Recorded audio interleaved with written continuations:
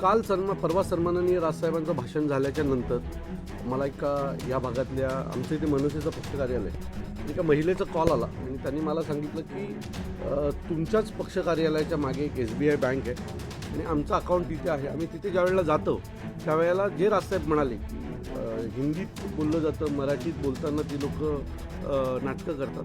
So आम्ही सुरुवात इथूनच केलेली आहे आणि आज SBIला आल्याच्यानंतर पहिलंच आम्ही पाहिलं तर नाव पाहिलं तर तिथल्या सगळ्या मोठ्या पोस्टवर ही बाहेरनं आलेली लोक आहेत. आम्ही या लोकांना विनंती केली आहे त्यांच्या कार्यालयात कुठेही पाहाल तर मराठीचा कुठेच वापर नाही आहे. सो जर तुम्ही या मातृभाषेत 1 लाख अकाउंट आहेत या भागातल्या लोकांचे इथे आणि ह्यातले जवळजवळ 95% मराठी लोकांची असतील, तर मला असं वाटतं जिथे मराठीचा वापर जास्त आहे, आमची मातृभाषा मराठी आहे, तिथे तुम्ही मराठी तरुणांना संधी दिली पाहिजेत.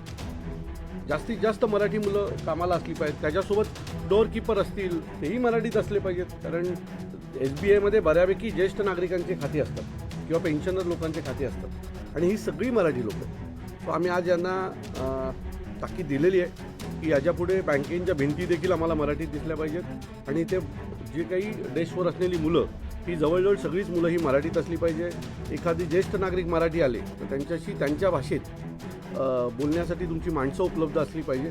अशा विविध गोष्टी आज आम्ही त्यांना सांगितल्या आहेत, पत्राद्वारे त्यांना कळवलेलं आहे.